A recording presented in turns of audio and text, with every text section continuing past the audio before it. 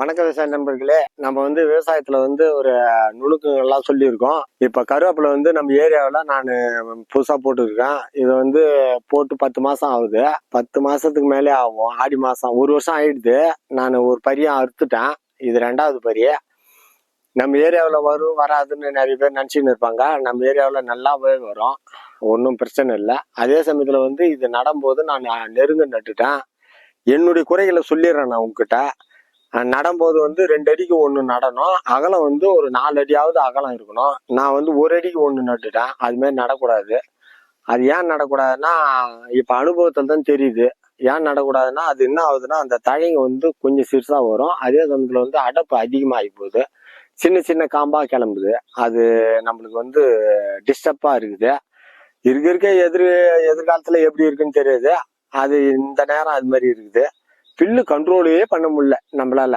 அதாவது எந்த நேரமும் களை வெட்டின்னு இருக்கிற வேலை தான் இதுக்கு. இதுல மெயின் முக்கியமானது இதான். மல்டி ஷீட் போட்டா நல்லா இருக்கும். மல்டி ஷீட் போட்டோம்னா வருஷம் அதிகமா வராது. அதனால தீச்சல் மருந்து அடிச்சா அடிக்கலாம். அது ஈஸியான வேலை. நான் ஒரு டைம் களை வெட்டிக்குவேன், இன்னொரு டைம் களை வெட்டிக்குவேன். ஒரு டைம் மழை நேரத்தில் தான் தீச்சல் மருந்து அடிப்பேன் நான். அது ஏன்னா அந்த நேரம் முடியாது. ஒரு 5 எலுமிச்சம்பழம், கோமியம் ஒரு 5 லிட்டரு, உப்பு 1/2 கிலோ போட்டோம்னா அந்த பில்லு பூரா செத்துரும். நம்ம வீடியோவிலே போட்டுக்கிறோம். நம்ம அந்த பில்லு பூரா எல்லா பில்லும் செத்துரும். அந்த நேரம் அடிச்சுட்டு வெயில்ல அது காஞ்சிடும் எல்லாம். அது மாதிரி செஞ்சுக்குவேன் நான். நம்ம ஏரியாவில் கருவேப்பிலை கண்டிப்பா போடலாம். இது செங்காம்பு வெரைட்டி, செங்காம்பு. என்ன ஒண்ணு, இந்த 6 மாசம் விலை இருக்காது. அதான் விலை கம்மியா இருக்குது. 6 மாசத்துக்கு மேல போச்சுன்னா 80 ரூபா, 60 ரூபா, 70 ரூபான்னு விற்கும் 1 கிலோ. அது அடுத்த சீசன் தான் பார்க்கணும். இது அறுத்துட்டு தான் பார்க்கணும். அடுத்த சீசன் தான். நம்ம அனுபவம் இல்லை அதிகம். இந்த 1 வருஷத்துல பார்த்துட்டு அதுக்கப்புறம் தான் பூச்சிலாம் அடிக்கிறதே இல்லை. நான் மருந்து அடிக்கவே இல்லை. இதுல என்ன காரணம்னா, இந்த பூச்சி அந்த புழுலாம் அதிகம் அடிக்கல, சாப்பிடல இந்த கருவேப்பிலையை. நீங்களே பாப்பீங்க. இதுல இலைப்புள்ளின்னு ஒரு நோய் வருது. அந்த ஒரு நோய் தவிர மீதி எதுவும் இதுக்கு பாதிப்பு இல்லை. நிறைய விவசாயிங்க செய்யலாம், தாராளமா செய்யலாம். கடை வச்சுக்கிறவங்க தாராளமா செஞ்சிடலாம் ஒரு 10 சென்ட். ஏன்னா அவங்க வித்துக்கினே இருப்பாங்க. இதுல வித்தாதான் லாபம். நம்மளே வித்தாதான். சும்மா ஒரு 4 கொத்தை வச்சு 10 ரூபான்னு கொடுத்தோம்னா அது லாபம். நம்ம கிலோ கணக்குல எதுவுமே கொடுத்தோம்னா லாபம் கம்மி தான். இருந்தாலும் விவசாயி என்ன பண்றது, மொத்தமா எதுவுமே விற்க முடியாது. அவங்களுக்கு இருக்கிற சூழ்நிலை. அதாவது ஒவ்வொரு விவசாயிக்கும் அவங்களுக்கு போய் பாத்தீங்கன்னா தெரியும், அவங்களுக்கு அதிகமான வேலை இருக்கும். அதனால அதை சிறுவ விற்கவே மாட்டாங்க. நம்ம அந்த விற்கிற நேரமும் இல்ல. விற்கிறதுக்கு சந்தையில விற்கலாம், இருக்குது, இடம்லாம் இருக்கு விற்கிறதுக்கு. ஆனா நம்மளுக்கு நேரம் இல்லை. அதனால மொத்தமா தான் எடுத்துன்னு போய் போடுவோம். நம்மளுக்கு செலவுக்கு பரவாயில்ல. 1 ஏக்கர் தான் நான் போட்டிருக்கேன், பரவாயில்ல. நீங்க செய்யணும்னா செய்யலாம், தாராளமா செய்யலாம். நல்ல லாபகரமான பயிர் தான் இந்த கருவேப்பிலை. இப்போ நம்ம இத 1 வருஷம் முடிஞ்சுன்னா இது பழம் வரும். பழமே ஒரு கொத்து இருக்குது. அதையும் நான் காட்டுறேன். நான் அந்த பழம் இது கொத்து, அந்த பழம் வரத்தையும் நான் காட்டுறேன். நான் நம்மளே எடுத்து விதை போட்டுக்கலாம், நம்மளே கண்ணும் சேல்ஸ் பண்ணிடலாம். நான் இந்த என்ன ஒரு இது சொல்லியிருக்கேன், பழைய வீடியோவில் சொல்லியிருக்கேன். வரேன், அது வேற முடிக்கிறதா இருக்குது. கீரம்பாளையம்னு சொல்லிட்டு ஊரு. அந்த ஊர்ல தான் நான் கண்ணு வாங்கிட்டு வந்தேன். பரவாயில்ல, விதை வாங்கிட்டு போட்டு லாபம் தான், ஒன்றும் தப்பு இல்லை. நட்டம் எல்லாம் ஓகே. இலைப்புள்ளி நோய் தான் இப்ப பிரச்சனை. அந்த இலைப்புள்ளி நோய்க்கு அவங்க தெரிஞ்சவங்க யாருகிட்ட கேட்டாலும் சொல்ல மாட்டாங்க. அது என்னன்னு தெரியல. சொன்னா அவங்க குடியே போயிடுமா, இல்ல அவங்க விவசாயமே பண்ண மாட்டாங்களா என்னன்னு தெரியல. யாருகிட்ட போன் பண்ணி அந்த புள்ளி நோவுக்கு கரெக்டான மருந்து, எங்களுக்கு தெரியும் மருந்து, நிறைய மருந்து இருக்குது, நோய் மருந்து. இருந்தாலும் அடிச்சுன்னு வர, அவங்க அடிச்சு ட்ரைனிங் ஆனவங்க. நாங்க இப்ப வேற பயிர்லன்னா கரெக்டா சொல்லுவேன். இதை அடிச்சு ட்ரைனிங் ஆனவங்க இதை அடிச்சா கண்ட்ரோலா, இது தின்னாலும் கண்ட்ரோல் வரும்னு அந்த உண்மையை சொல்ல மாட்டாங்க. அதான் வருத்தமாகுது. இப்போ நம்ம அந்த இலைப்புள்ளி நோய்க்கு நேட்டிவா இருக்கு, ரிடோமில் இருக்குது, அவிஸ்டர் இருக்குது, ஏகப்பட்ட மருந்து இருக்கு.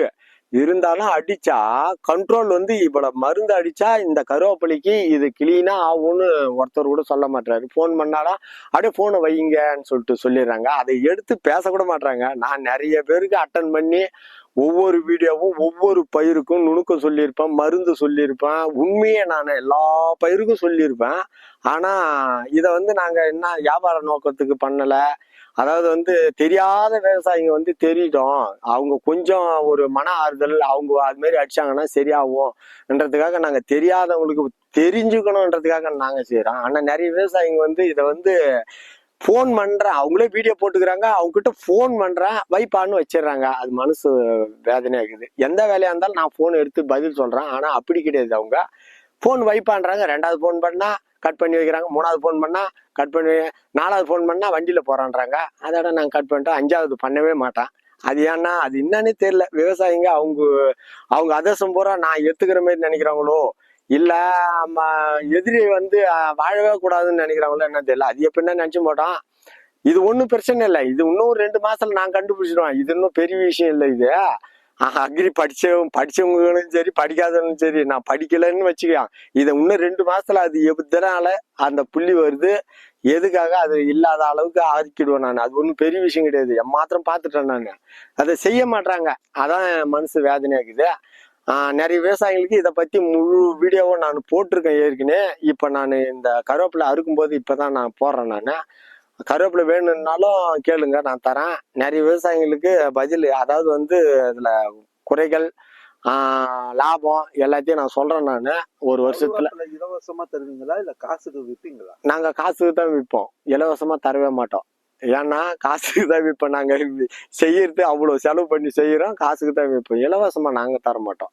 அது இலவசமானா நீங்க 10 ரூபா 5 ரூபா 20 ரூபான்னு நாங்க கொடுக்கறோம்னா, அது வந்து ஒரு கொத்தை எடுத்து அவங்க 10 ரூபான்னு விற்பாங்க. அவங்க வந்து ஒரு கிலோ 100 ரூபான்னு விற்பாங்க. 13 கொத்து வருது, 13 கழி வருது. அந்த 13ல 10 கழின்னா கூட 100 ரூபாய் ஆகி போச்சு. ஆனா கொத்தமல்லி கொஞ்சம் சேர்ப்பாங்க, புதினா கொஞ்சம் சேர்ப்பாங்க. அது 2 கத்தை வச்சுக்கோங்க கூட. அப்ப அப்படியே பார்த்தாலும் 60 ரூபாய் ரேட்டுக்கு வந்து மீதி 40 ரூபாய்க்கு கொத்தமல்லி புதினா வாங்கிடுறாங்க. அப்படின்னும் போது விவசாயி தான் நலிவு அடைகிறாங்க. என்ன பண்றது, விவசாயிங்க எங்கேயுமே போக வேண்டியதான். நெல் விதைச்சாலும் போக வேண்டியதான், கொள்ளு விதைச்சாலும் போக வேண்டியதான். அதாவது விவசாயி தான், இப்படியே தான் கிடக்கணும். அதுக்குதான் விவசாயி பிள்ளையெல்லாம் படின்னு சொல்லிட்டு பிள்ளைங்களை படிக்க வச்சு எங்கன்னா வெளியில போய் எங்கன்னா வேலைக்கு போங்கடான்னு சொல்றது. என்ன பண்றது, நாங்களாம் செஞ்சுதான் ஆகணும்ன்ற நிர்பந்தத்துக்கு ஆயிட்டோம். நாங்க எங்கேயும் வேலைக்கு போக முடியாது, இதுதான் எங்களுக்கு வேலை, வேற வழி இல்லை. கருவேப்பிலையே ஒரு வைத்தியம் தான், நல்லா சாப்பிட்டா நம்மளுக்கு நல்லது. இதுல வந்து மருந்து அதிகம் கெமிக்கல் அடிக்கல நான், இது வரைக்கும் அடிக்கல நான். இனிமேல் தான் அந்த புள்ளி நோவுக்கு மட்டும் கெமிக்கல் அடிக்கணும், வேற வழி கிடையாது. அந்த புள்ளி நோவு வராத பார்க்கணும் நான். நம்ம சேனலை வந்து சப்ஸ்கிரைப் பண்ணுங்க, நிறைய வீடியோ போடுவேன், அதுக்கு நுணுக்கங்களை சொல்லுவேன் நான். அந்த நுணுக்கங்கள்லாம் பார்த்துட்டு நீங்க மென்மேலும் பெருகுங்க.